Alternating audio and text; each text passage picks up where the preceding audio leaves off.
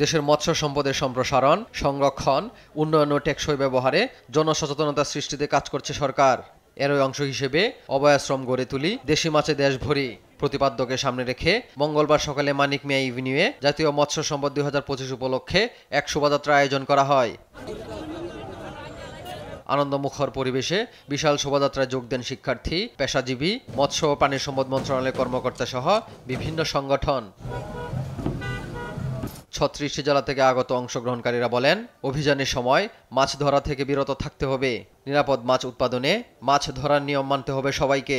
আগামীতে প্রচেষ্টা থাকবে আমরা অনেক অভয়াশ্রম গড়ে তুলব সারা বাংলাদেশে, যাতে আমাদের প্রাকৃতিক সেই দেশি মাছগুলো ফিরে আসে। মাছের বংশবৃদ্ধি যদি ঠিকমতো না হয় এবং যদি সঠিক পরিবেশ না পায়, তাহলে বাচ্চা মাছ বড় হতে পারবে না, মা মাছ বাচ্চা দিতে পারবে না, তাহলে নদী নালা খাল বিলে মাছের যে প্রাপ্যতা সেটা কমে যাবে। এ সময় মাছ ধরার নিষেধাজ্ঞার সময় সরকারের পক্ষ থেকে আর্থিক অনুদানের দাবি করেন বিভিন্ন জেলা মৎস্য সমিতির জেলেরা। কারণ আমাকে তো জায়গা সম্পদ নাই, কিছু নাই, আমরা তো পেট ভোগী মানুষ, 3-4 বেলা নদীতে ভাঙছে, আমরা কি করে বাঁচবো? আর সরকার যদি পদ্ধতি করে যে ধরা রাখবো না, আমরা করে ব্যবস্থা করবো, ধরবো না।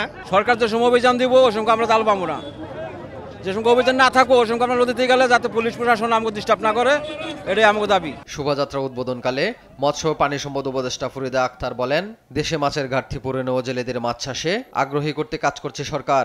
বিলুপ্ত প্রায় মাছ উৎপাদন করতে ও পর্যাপ্ত মাছ সংরক্ষণে মাছের নিরাপদ আবাসস্থল নিশ্চিত করতে হবে।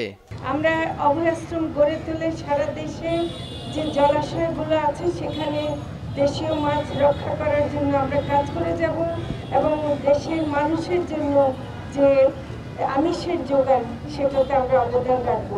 মানিক মিয়া এভিনিউ থেকে শুরু হওয়া শোভাযাত্রাটি চীনমৈত্রী সম্মেলন কেন্দ্রের সামনে গিয়ে শেষ হয়। সোমবার থেকে শুরু হওয়া জাতীয় মৎস্য সপ্তাহ 24 আগস্ট পর্যন্ত পালিত হবে।